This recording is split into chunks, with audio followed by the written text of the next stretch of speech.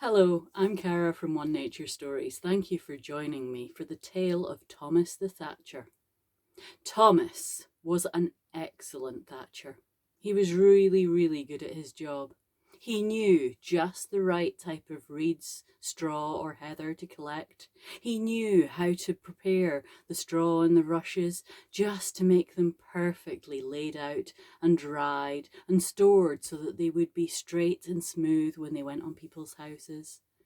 He knew how to pack them in and make the weave nice and tight to keep out the rain and the wind and ensure that all his customers would be warm and dry for the winter. He really was an excellent thatcher. He lived in a beautiful little village full of neat little cottages, all with thatched roofs, and all of them that Thomas worked on. People visited this village because it was so pretty, and everyone remarked on the quality of the roofs. People from far and wide came, lairds and ladies called for Thomas and asked him to come and work on their estates and their cottages to make them as beautiful as well. But no matter how busy he got, Thomas always made sure that he had time to work on the roofs of his neighbours. So they didn't mention anything for a while. Except, you see, there was one problem. There was one house in the village that was a complete mess. And the problem was, it was Thomas's own house. His roof was full of holes. There were loose bits of straw hanging down from the eaves all round about. There were holes and patches, and every time that the wind blew, bits of straw would fly off the roof and land in the street and in people's gardens. It really was quite a mess. And it wasn't as if he didn't work on it. They saw him up there every couple of weeks, moving bits of straw around, patching holes, tidying up bits, except it never looked any tidier. In fact, in some ways, it looked even more messy when he'd finished.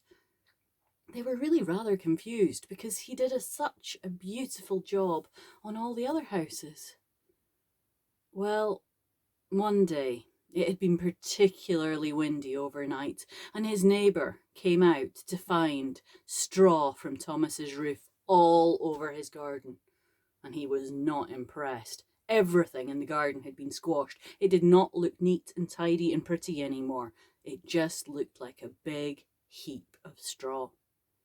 His neighbour had had enough, and he stormed off to the Justice of the Peace's office and filed a complaint.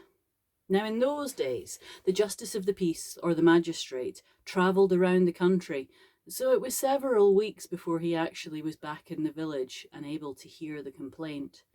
And by this point, lots of members of the village had joined in because, well, it really was bringing the village down.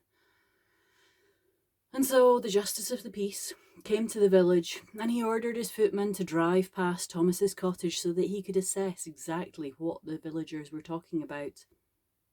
And his heart sank as he saw the house, because it really was a scruffy mess. I mean, bits of straw were sticking out all over the place. It was quite clear that whoever lived there had no idea how to repair their roof. Except this was Thomas the Thatcher's roof, and he clearly did know how to repair roofs.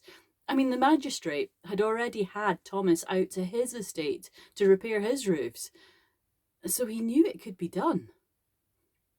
So they went to the pub, which is where the meeting was being held. The village didn't have a courtroom or anything, and in the pub, everyone from the village was crowded in. Thomas was brought through from the back room, and the Justice of the Peace asked him, "Why is it, Thomas, that you can repair every other house in this village and make the roofs neat and tidy and make sure that the water and the wind do not stir a single straw on their thatch, but your roof is such a mess?" Now Thomas, well, he stood up in front of the magistrate and he looked at all his neighbours. He sighed and he shook his head. And he took a deep breath and began the longest speech of his life. All of you know me. All of you know that I have kept your roofs tidy and neat, and not a drop of water gets in, and the wind doesn't lift them, and they all are perfectly in place year round, and I would always fix them and make sure that they were fixed for you. But you see, if I did that to my own roof, then, well, the sparrows would have nowhere to nest and bring up their young. The swifts and the house martins and the swallows, how would they possibly find somewhere to hide from the weather when it rained? And what about the red squirrels? They love nesting and hiding from your cats and the hawks and everything in the holes in my roof. The bees, oh, the bees, they find homes in my roof and they make sweet honey there. Why, if it wasn't for the holes and the mess in my roof, where would everything find the building materials for their nests?